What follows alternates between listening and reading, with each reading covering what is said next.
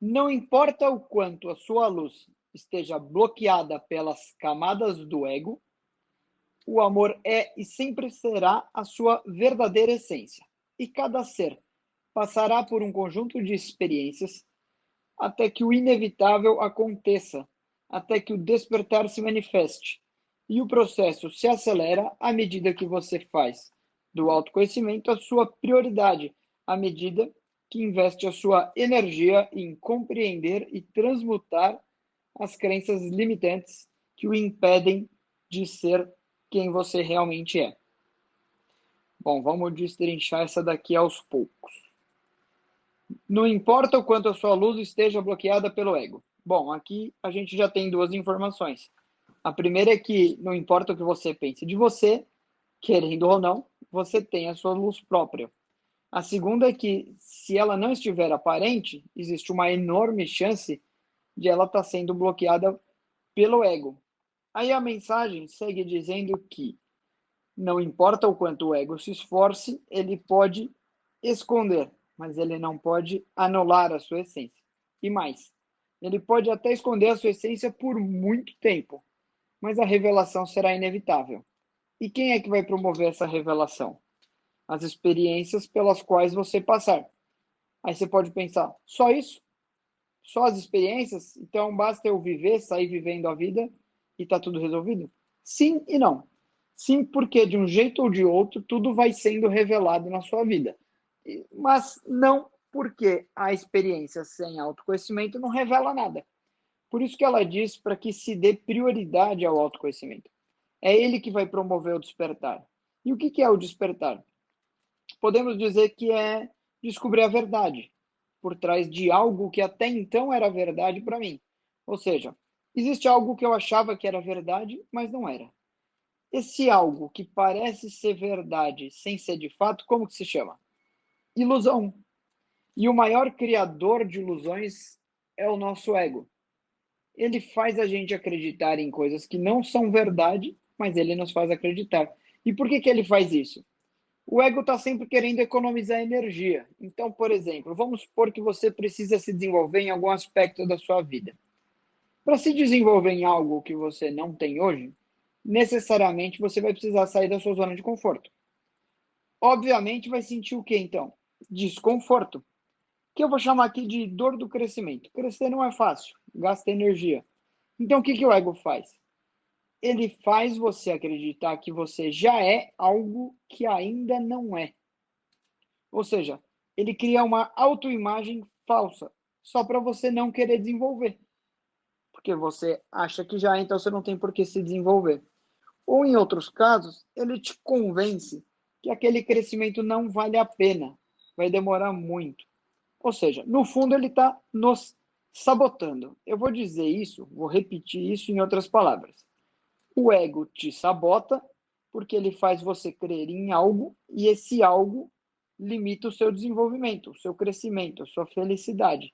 Crer em algo que limita se chama crenças limitantes. Vamos ver alguns exemplos.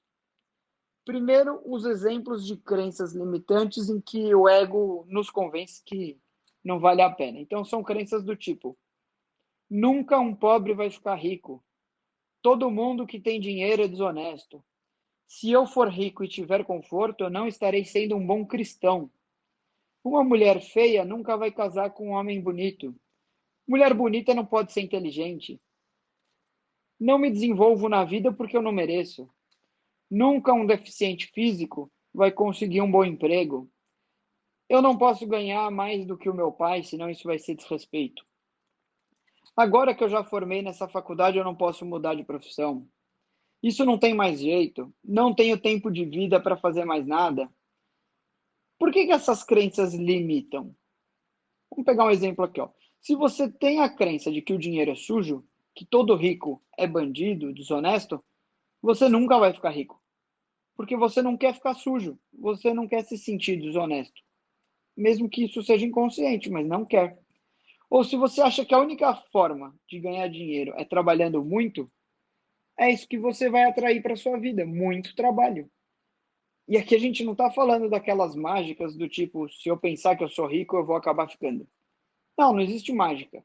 O que a gente está dizendo aqui é que se você acredita mesmo que só se ganha dinheiro trabalhando, você nunca vai estar atento a cursos sobre investimento, receita passiva, livros sobre independência financeira, etc.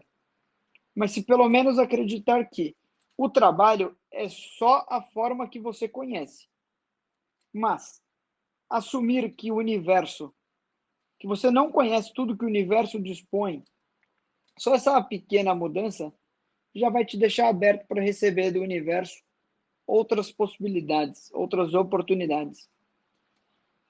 Agora vamos aos exemplos de quando o ego me convence que eu já sou o que ainda não sou, ou seja, criando uma autoimagem distorcida. Se eu não sou, mas acho que sou, então é uma ilusão. E por que é limitante? Porque ao crer que eu já sou, eu deixo de me desenvolver para de fato ser. Então, o meu progresso naquele determinado aspecto está limitado. Por exemplo, vamos supor que a minha profissão exija que eu seja um excelente vendedor, gestor de pessoas e de projetos. Vamos supor que eu seja bom em tudo, menos um bom vendedor. Se eu soubesse que eu não sou um bom vendedor, teria o objetivo de me desenvolver a habilidade de vendas, faria cursos, leria livros. Mas como eu acho que eu já sou, eu nem vou procurar qualquer desenvolvimento. Então eu posso até ser visto por uma maioria como se eu já fosse o que eu gostaria de ser. Mas será que eu sou de verdade? Às vezes a gente lida com um profissional, por exemplo, que é muito inteligente e comunicativo. Por ele ser assim, ele traz a impressão de ser um profissional de excelência. Mas às vezes na prática, ele até conhece a parte teórica, mas ele tem tantos vícios comportamentais que ele acaba não entregando o trabalho como precisa.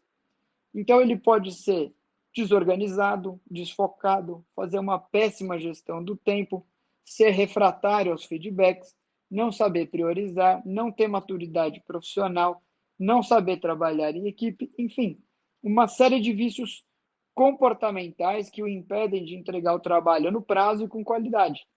Não é à toa o jargão corporativo de que se contrata por competência e se demite por comportamento, né? Então, esse profissional ele gera para o grupo a impressão de ser um profissional de excelência, mas inteligência e boa comunicação não bastam para isso. Para a imagem basta, ou seja, basta para parecer, mas para ser existe um abismo.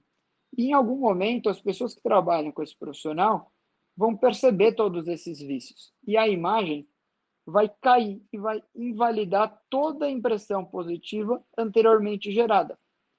Então, essa pessoa deveria, na verdade, listar todas as características que compõem um profissional de excelência e ver quais que ele já tem e quais ainda não tem.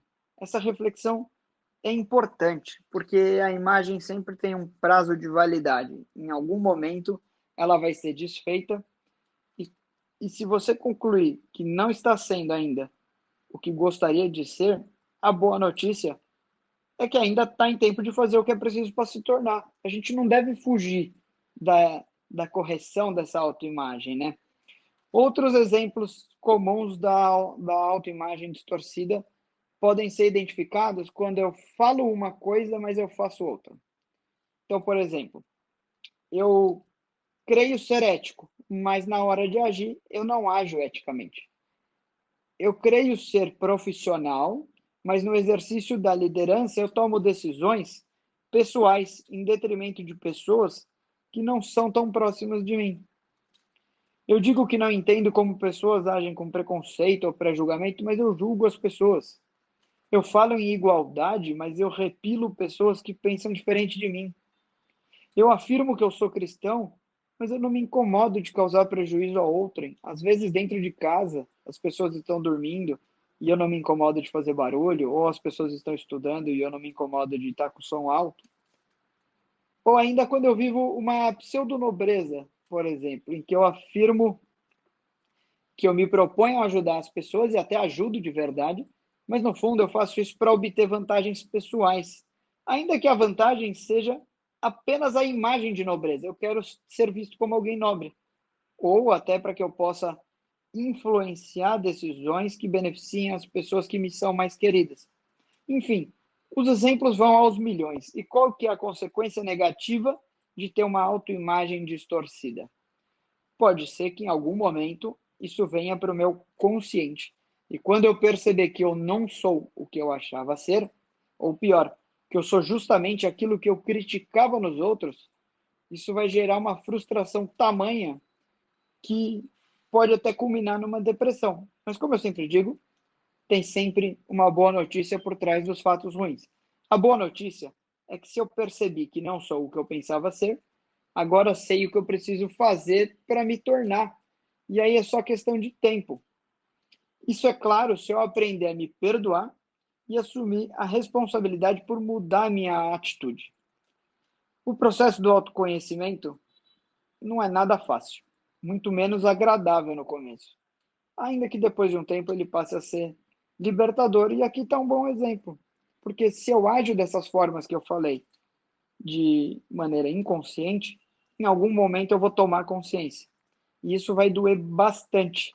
Por isso que quem estiver disposto a fazer esse mergulho do autoconhecimento deve estar preparado para praticar o auto-perdão. Pois bem, se eu me autoconhecer e perceber que, por mais bem intencionado que eu estivesse, eu cometi vários erros, e apesar dos erros eu tenho uma luz interior, e mesmo tendo luz interior eu não estou livre de errar, tudo bem, porque não serei quem eu pensava ser, mas eu serei melhor a cada dia. E veja a beleza das palavras. Eu adoro a beleza das palavras, principalmente a sutileza das palavras. A gente falou em verdades limitantes ou crenças limitantes. Crenças, não foi? Crença é o fato ou o que você acredita sobre o fato. Esse é o ponto. Se é você que acredita e por acreditar você se limita, então basta questionar essas suas crenças e ver se são verdadeiras mesmo. Porque se não forem verdade de fato, ou se já foram em algum momento, mas não são mais, então o seu limite cai por terra. Você manifesta a sua essência e ocupa o seu lugar nesse universo. E aí você para de andar, você começa a voar. Como um pássaro que pega uma corrente de ar, nem bate asas e se desloca gigantescas distâncias sem sequer se esforçar.